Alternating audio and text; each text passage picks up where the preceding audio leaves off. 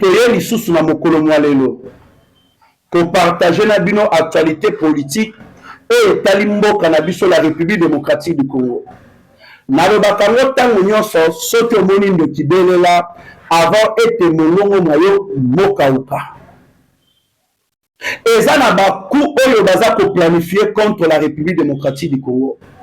Na ba émission na nga oyo eleka na belelaka na sengaka na mokonzi mboka chef de l'État Félix Antoine Tshisekedi Tshilombo. Ba entreprise ya l'État congolais na ba ministère basala contrôle bayeba nani aza nani, nani asalaka nini, nani akontrolaka nini.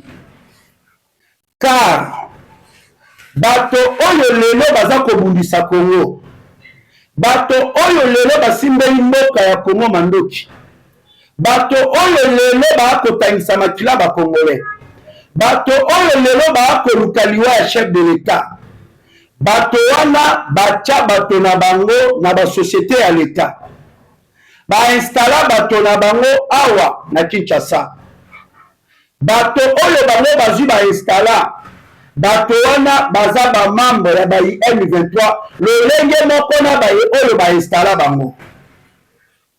Aujourd'hui bandeko DG ya Kamini oyo babengaka cadastre minier azwaki information ya kumoko ya réseau ya ba M23 bazali koplanifier contre cadastre minier baluka badétruire logiciel oyo ezana badone nyonso motali cadastre minier. Car oyo azalaka DG liboso aujourd'hui azana bayi M23.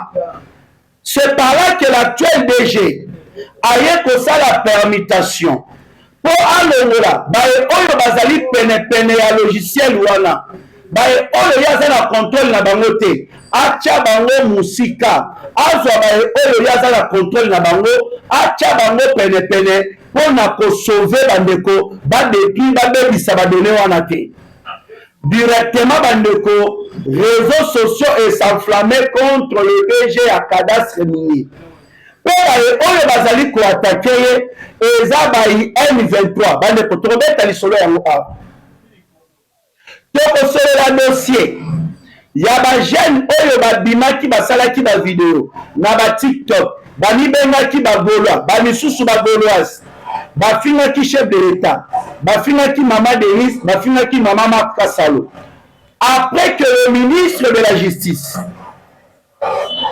baye kobimisa document ya kotalisa ete nul n'est au-dessus de la loi ata oza libanda ya mboka bakolandela yo bandeko directement moko ya baye oyo bafingaki chef de l'État moko na bango aye kobima sali video aza kosenga chef de l'État bolimbisa aza kosenga Maman Denise alimbisa ye aza kosenga Maman Marc Kasalo alimbisa ye pe likolo nango bandeko alobi ete batindaki bango motuna mozali bandeko banani oyo batindaki bango bafinga chef de l'État na famille chef de l'État yango nalobi na bino bandeko bientôt beaucoup de têtes vont tomber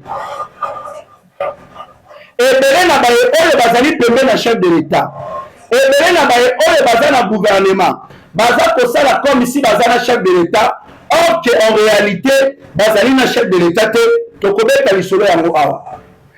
Un sénateur américain azali kosala pression na congrès américain bakoka kozwa ba mesure ya makasi en fait ya koimposer kimia à l'est de la République démocratique du Congo. Alobi ete bakoki kose limite kaka bongo te esengeli balandela ba acteur politique oyo nyonso bazali impliqué na déstabilisation ya est de la République démocratique du Congo bakoka kokangama. Bandeko, qu'est-ce qui se passe?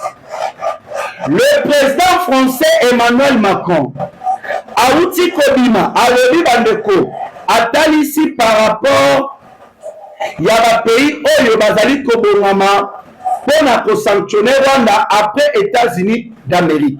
Qu'est-ce que le président français Emmanuel Macron a lobi bandeko? Donc, on détail nyonso awa. A lobi, ezaka kana force à Rwanda tenem teza na Est. Mais eza pena ya ba pays mosusu. Alimi kolobani na kati wana bandeko. Les États-Unis d'Amérique, babendi Kaguta Yoweri Museveni Matoi, na makambo etali bayi M23. Ka Luganda babandaki kobongama pona kodéployer ba militaire na bango bazala elongo na bayi M23 contre la République démocratique du Congo. Na minute oyo Museveni abangi, Paul Kagame ake kosenga aide epai ya William Ruto, président ya Kenya. Qu'est-ce qui se passe? Na est de la République démocratique du Congo, eza na ba localité mosusu oyo bayi M23 bazongi sima base retiré. Mais bali ko signaler biso na mokolo lelo le militaire de l'armée rwandaise bakoti lisusu bake lisusu ko renforcer ba position mosusu oyo tokotangela bino yango awa na ba détail nyonso.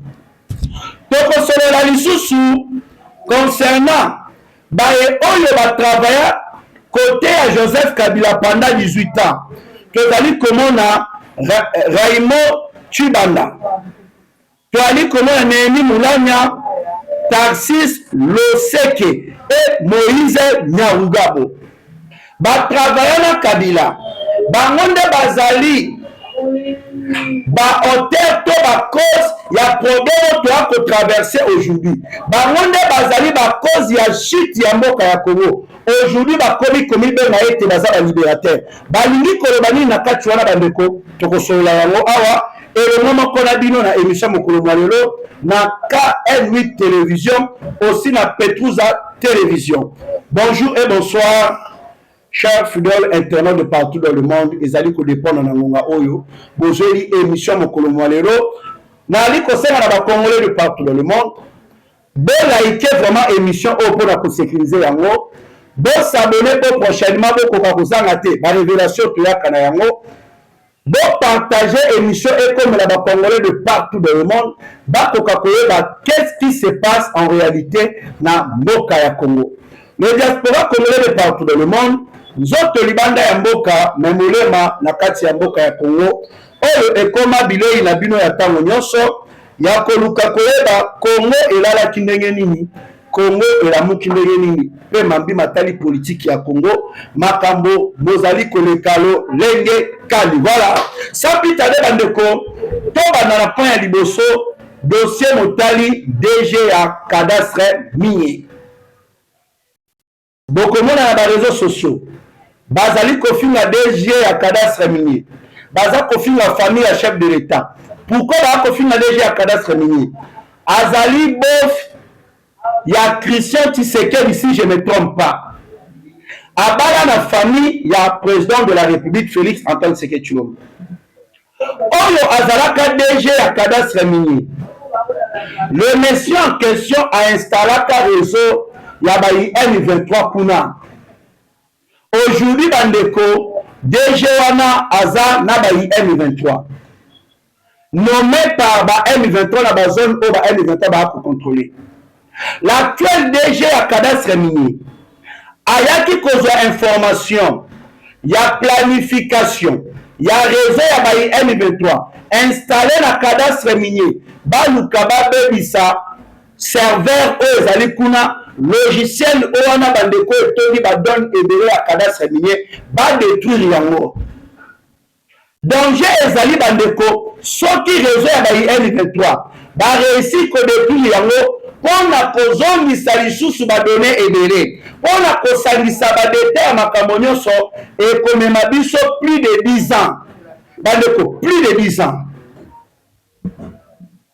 mpona kotombe na likama wana te.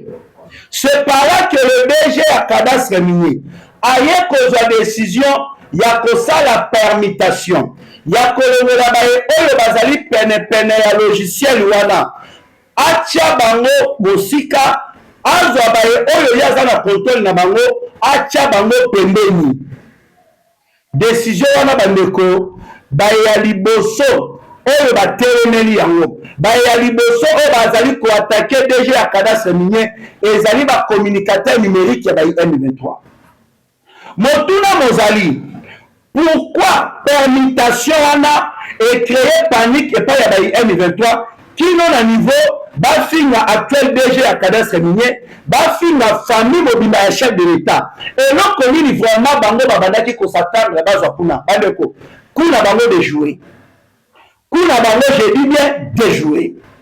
C'est parmi les raisons na belelaka na baémission na nga ya koloba na chef de l'État pendant 18 ans au pouvoir à Joseph Kabila na batu na ye bainstalla batu na bango na basociété à l'État bainstalla batu na bango partout bato bango bazwi bainstalla bato wana baza bamembre ya M23 eza réseau ya M23 soki tolonse contrôle tokokanga ebele bandeko tokodécouvrir na basekret oyo ebombama. Le ministre des Finances Excellence Doudou Fwamba Likunde Libotai aza ministre moko a félicité tobandaka kofuta na biso bayi M23 mbongo ezobima na libenga ya l'État ezofuta ba M23 sans ke toyeba. Mais tozalaki na oyo azalaka ministre ya finance Nicolas Kazadi atikalaka kodetecte réseau wana te mais réseau wana moto ye kodetecte yango ezali ministre de finance l'actuel ministre Doudou Fwamba Likunde Libotai nde bayaki kobloke paiement ya bafonctionnaire balanse bacontrôle baretrouve bandeko bafictif batondaki ebele mbongo ya libenga ya l'État ekendaka boye eza kokende kose retrouve na maboko ya réseau ya bayi M23 babloke batu wana nyonso babloke baagent fictif wana nyonso na nsima na yango baye bafuti siko bafonctionnaire ya l'État mosolo baattaque ye kose multiplier contre le ministre de finance Doudou Fwamba Likunde Libotai eza na mwa clique ya bato moko boye bakei kokutana na ye baza kopropose na ye ete bakota na bacope basala babiloko ya baretro commission mais excellence Doudou Fwamba Likunde Libotai a rejeté yango alobi nga nasalaka cope te na kokota mpe na bacope te bandeko basiliki mbala moko toyebi te bato bakendaki wana soki bayebani na Nicolas Kazadi toyebi te directement Nicolas Kazadi akomi koattake Doudou Fwamba Likunde Libotai bandeko botala comment est-ce que les antivaleurs bazoluka lolenge nyonso badestabilize mboka na biso au profit du Rwanda. Incroyable mais vrai. Eza na eloko moko chef de l'État azosala peut-être il y a des gens qui va comprendre te. Pourquoi le président de la République alongelaki Nicolas Kazadi aponaki Doudou Fwamba kotia na ministère ya finance na ntango oyo nous sommes agressés ministère ya finance eza kojouer rôle moko ya makasi bobandaki komona comment est-ce que le M23 babandaki kotente corrompre basoda na biso bakite armée barejoindre bango bakomaki ntina niveau ya koloba bino bafutaka bino mbongo ya muke biso awa tozwaka mbongo ya malamu mpona kocontrer cette opération le chef de l'État elongo na ministre ya finance bayaki kobakisa mosolo na bamilitaire bakomaki kolakisa bambongo bazosepela tozwi mbongo ya malamu mpe ya Rwanda bamilitaire bakima armée ya Congo barejoindre mouvement na bango eeshuaki grâce ya ministre de finance Doudou Fwamba Likunde Libotai oyo ayaki korépondre na vision ya chef de l'État ya kobakisa mosolo na bamilitaire makambo nyonso wana bandeko nde bozwi bomoni même ministre ya finance Doudou Fwamba Likunde Libotai bakomi koattake bandeko epai ya baennemi de la République. C'est ça la réalité. C'est ça la réalité.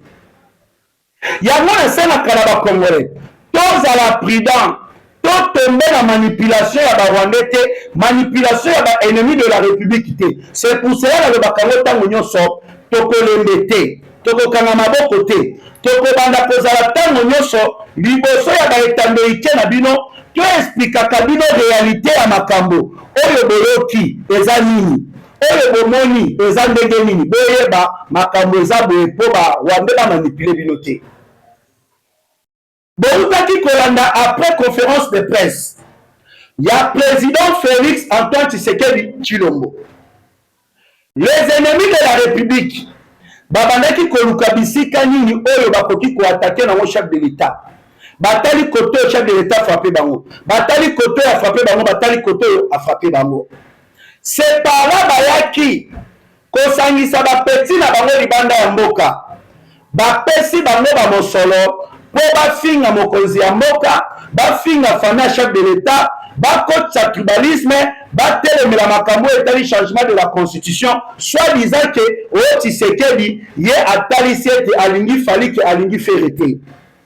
Nayaki na lombango awa kodenonse koloba na bino ete eza na bato oyo baza na nsima ya bato bakofinga chef de l'État. Nalobaki na bino yango awa, nakendaki plus loin ya kointerpele ministre ya communication qui est Patrick Muyaya, le na gouvernement ya sika oyo ezali koya ya mama Julie Tuluka Sumino 3 eza na baye oyo baza makasi ya koloba Patrick Muyaya kotelema te. Depuis premier mandat chef de l'État, Patrick Muyaya na ministère wana boloba na ngai maye nini oyo Patrick Muyaya aza kosala sur le plan communication. Akosala nini? Ye aza kofuta toujours ba communicateur ya opposition, incapable de défendre le président de la République.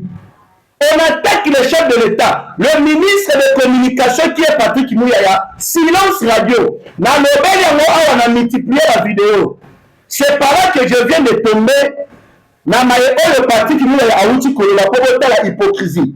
Après que le ministre de la Justice awuti kotalisa ete bakolandela baye banso oyo bafingi chef de l'État na libota ya chef de l'État, baye oyo baza na kati pe baye oyo baza libanda ya mboka, directement Patrick Muyaya aye koloba.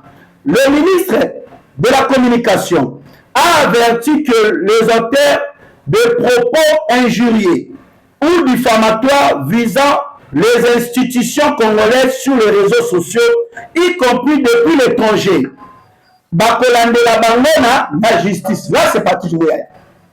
Bandaka lazalaki wapi, il a fallu biso toloba tocha pression po Patrick Muyaya aya koloba makambo aye koloba. Bandeko boko pa na bino boko nzamba la kate na lobaka ete ba jeune wana bato batindi bango. Aujourd'hui bandeko jeune ya finga ki chef de l'État na libota ya chef de l'État aye kosala vidéo aza kosenga bolimbisi na chef de l'État,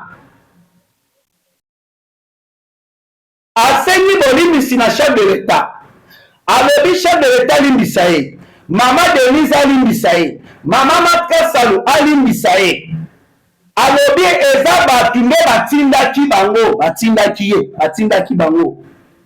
Motuna mozali bandeko, bato yango eza banani, c'est que vous devez comprendre. Bato yango eza kaka baye oyo baza na opposition te, eza baye oyo pe bazali na gouvernement, baye oyo basepelaki te na makambo chef de l'État lobaki ete eza deja na ba expert oyo baza na kati ya koétudier soki tokoki kosala révision to kochange constitution, soki peuple basengi nanga troisième mandat nakoboya kopesa bango yango te. Bandeko bato wana basilikaki nde baitilizaki bapeti na bango babanda kofinga chef de l'État soi-disant bagaulois,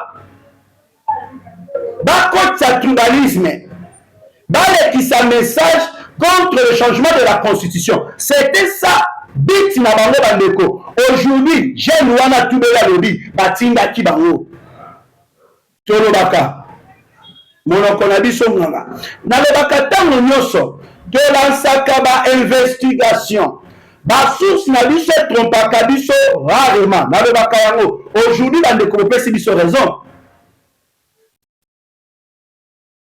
Balinga te la constitution de la République démocratique du Congo ekochange jamais parce que cette constitution eza ya bakongolais te, eza constitution ya barwandais, constitution oyo ezwa baréfugié rwandais ekomisa bango bakongolais d'origine, constitution oyo epesi accès na Rwanda balandela politique ya Congo. Constitution oyo ebotola biso souveraineté ya mboka na biso po tozala malamu na bapays voisin tosedele bango 300 km ete na mabele na biso na kati. Accord de l'EMERA bandeko yango wana batiango na kati ya constitution oyo. C'est pour cela quand le président de la République aza koloba ete faut tosimba la constitution, c'est le Rwanda nde mutu bakotelema mpona kosoposer bandeko. Il faut se poser des questions. Mpona nini Rwanda bazotelemela la révision ou changement de la constitution ya mboka ya Congo? Moto ye kopesa biso réponse eza Léonard Che Okitundu alobi constitution oyo baimpozaka biso yango bamemaka yango na Rwanda na Kigali, batravaille yango na Kigali, basilisi kotravaille yango na Kigali, Azarias Souroubert wana Caleb Moutom nde bamemango awa na Kinshasa. Cette constitution eza ya barwandais. Soki tolingi tolongola barwandais maboko na bango na politique ya Congo, on doit changer cette constitution. Pe moto oyo esengela sauver mboka oyo ya Congo a délivré ba Congolais, c'est le président Tshisekedi a changé constitution. Bandeko eloko ni esengeli toloba na kati wana. Pasteur Moïse Mbiye bino basali ya Nzambe tozoyeba te toloba nini. Boza basali ya Nzambe to boza basali ya mosolo. A cause ya mbongo bokomi kofinga na bino basali ya Nzambe. A cause ya mosolo bomengo ya mokili bokomi kofinga na basher lawo ezali boprêcher bana na Nzambe liloba ya Nzambe. Mais bino bokomi kokota na makambo motali politique, makambo mosolo bokomi kofinga na bino na bino. Nandimaka te ke Pasteur Moïse Mbiya akoko batina ba niveau oyo yango bokoma kosakana na Nzambe, bokomisa Nzambe gege depuis kaza bakoma gege. Sort au nom de Gégé. Dans le temps sort au nom de Gégé. Zokanda zokot sabino de bamilimo bande kutoba na Nzambe.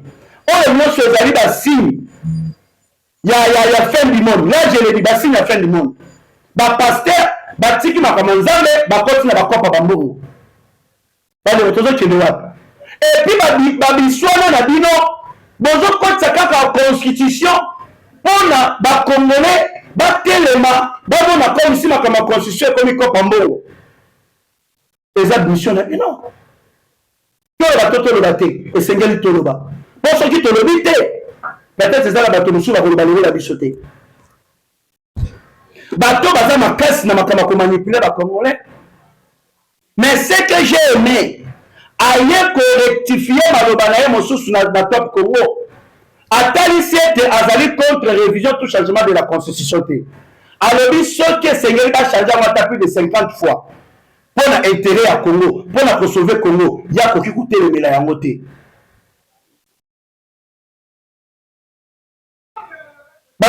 Il faut tout le bas. Aujourd'hui, ces politiciens, balingi qu'on manipule tellement les Congolais dans des games incroyables. Tout le monde sauvons la RDC. Sauvons la RDC. Dans le Bakango, tant qu'on sort, et ça la sauvons nos poches.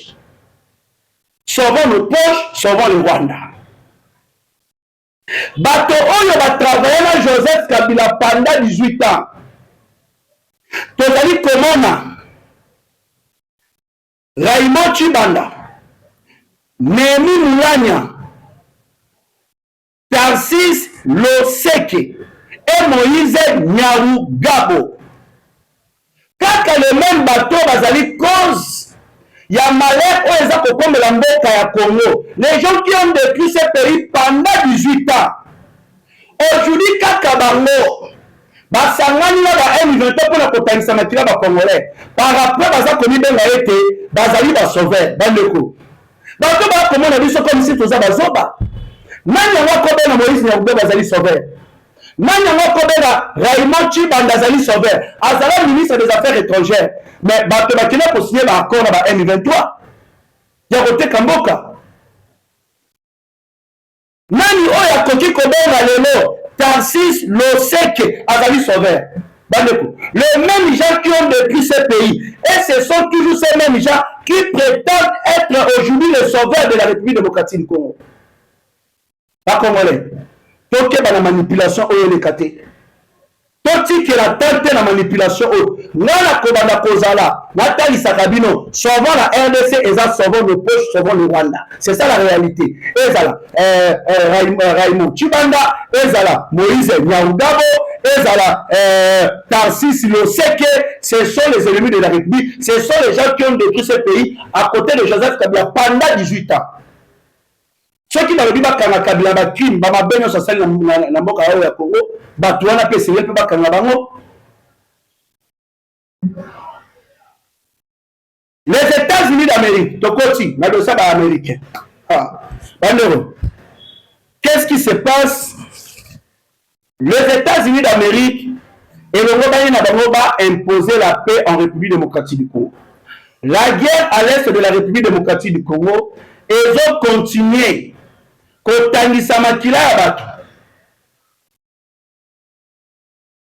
Depuis plus de 30 ans, les Congolais baza na kati ya kokufa, ba responsable ya ba crime wana kino mokolo malere bandeko bakangi bango te baza devant la justice.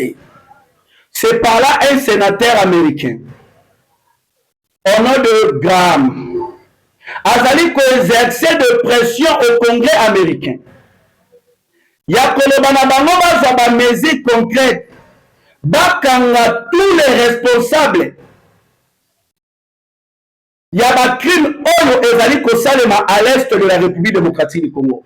Alobi na États-Unis d'Amérique esengeli ba intervenir le plus vite possible pour na commettre fin na massacre ba imposer la paix na est de la République démocratique du Congo. Ce que esengeli ba salango par force et Sengel va imposer la paix par force dans l'est de la République démocratique du Congo. À Sengiete, les agresseurs de la République démocratique du Congo, on bazali Congo ya ko quitter Congo et Sengel la communauté internationale et agir le plus vite possible.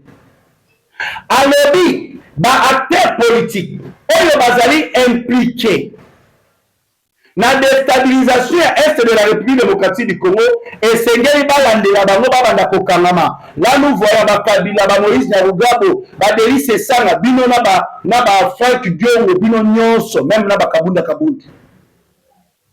Boko kangama. Le secrétaire d'État, conseiller principal pour l'Afrique et le Moyen-Orient du président Donald Trump, na Congo ya massacre Bolos. Alors, nous voulons un retrait total dans toutes les zones sous occupation en République démocratique du Congo par le Rwanda. Alors, bolongu ya ba M23 la ba zone nyonso bazali ko contrôler ya mboka ya Congo. Balongwa na lombango avant que le pire arrive. L'Alliance fait du Congo, Bazali Kolukasiko va négocier directement avec Washington pour le numéro stratégique. Botala Kibondoki. N'est-ce pas le même bateau?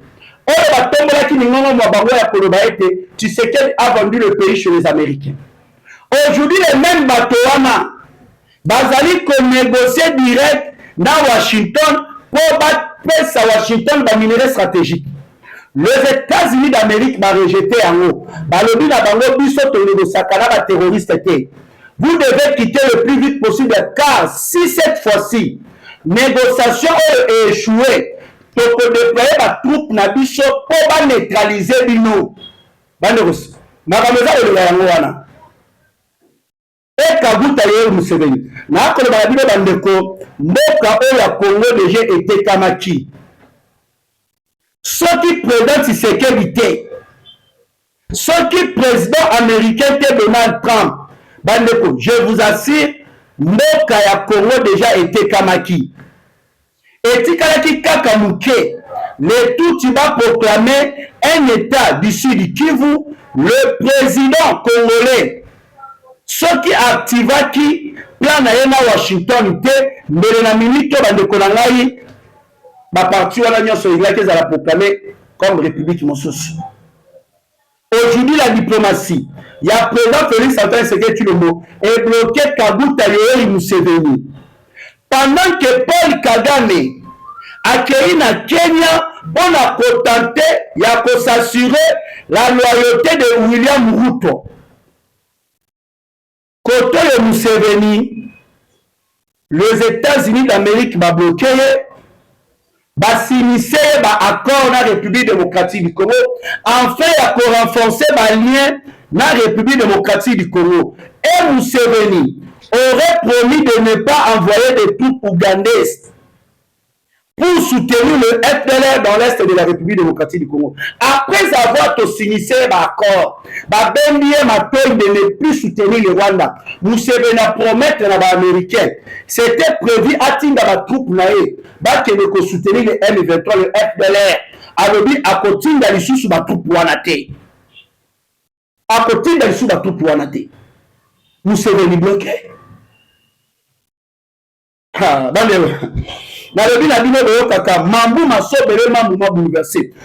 Comment le président français Emmanuel Macron bandeko awuti koloba. Macron le bible, Macron averti que précipiter des sanctions collectives contre Kigali dans le sillage de Washington offre peu de chances de convaincre le Rwanda d'avoir une politique coopérative. Donc, le monsieur en question, le président français, alors mais après les États-Unis d'Amérique, Kinshasa et Zakocha pression, n'a pas pays mon sous et sanctionné Rwanda. Pour sanctionner Rwanda et pour ramener Kinyate. Il y a un monde qui a la tête que Rwanda a ça la politique coopérative. De sanctionner Rwanda et c'est une négociation. Kovanda Kosolana Rwanda kosa la négociation, Kosolola ko arranger à l'amiable. Aussi de citer toujours le Rwanda ou de sanctionner toujours le Rwanda, ils allaient juste être car la force où ils allaient attaquer na Congo, ils allaient à Rwanda ils allaient la force à pays Mosusu. Là c'est Emmanuel Macron. Mais sans oublier, quand nous parlons na ba force eux ezali ko agresser biso, nous voyons aussi l'implication de la France. Macron essaie de sauver Motonae qui est Paul Kagame, mais avec les Américains ne sont pas faciles à manipuler. Car les Américains ont toutes les informations, y compris des forces, il y a un pays Mosusu où ezali ko attaquer est de la République démocratique du Congo. Il y a des mesures. Il y a des mesures à Bamakamezali Koya. On nous signale et on presque à la fin de notre mission. Dans l'Est de la République démocratique du Congo, et ils na drone moko ya FARDC. Et Mathieu Mokolo ya mardi le 12 mai 2026 dans le village de Minembwe. Et même bango message, vous avez senti drone bazu bache ya ngona mégaphone. Et Mathieu Likolo mégaphone les a koloba. Bon déposer la mandat qui n'a bino politique le plus vite possible. Bon déposer la mandat qui n'a bino message na village na Minembwe. Bon déposer la mandat qui n'a bino politique le plus vite possible. Sinon Zamba ezope la moto. Zamba ezope la moto. De l'autre côté, on nous signale presque tous les militaires rwandais qui se sont retirés dans la plaine de Ruzizi ont pris deux directions principales. Première, plusieurs colonnes ont été aperçues sur le colline de Rurambo, direction dans le haut plateau du territoire d'Uvira et Mwenga. D'autres colonnes ont été aperçues sur la voie qui mène vers Kaziba. Selon plusieurs sources, dans les périphéries de Kaziba, plusieurs militaires rwandais sont en train d'arriver massivement en prenant directement les directions de haut plateau du territoire de Mwenga et Uvira. Tozali côté de la vigilance s'impose. Ils savent que le Wazalendo et le FARDC vont se concentrer dans la plaine de Ruzizi.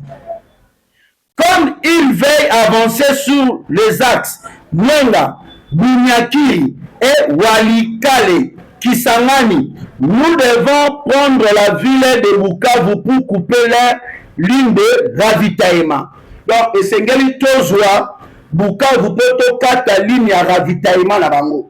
Donc bazoluka à tout prix bakene na axe Mwenga Bunyakiri et Walikale Kisangani.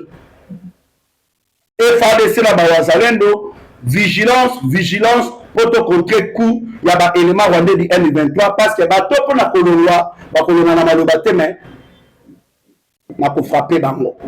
Voilà, c'est après ça bandeko oyo tozalaki na yango ya kosola na bino ya ko analyser na bino na émission mokolo lelo. En retour ndenge na sengaki na bino bo liker, bo commenter, bo partager na bino tomonani à la prochaine. Numéro plus 243 89 60 77 556 plus 243 89 60 77 556 tomonani à la prochaine. Bye.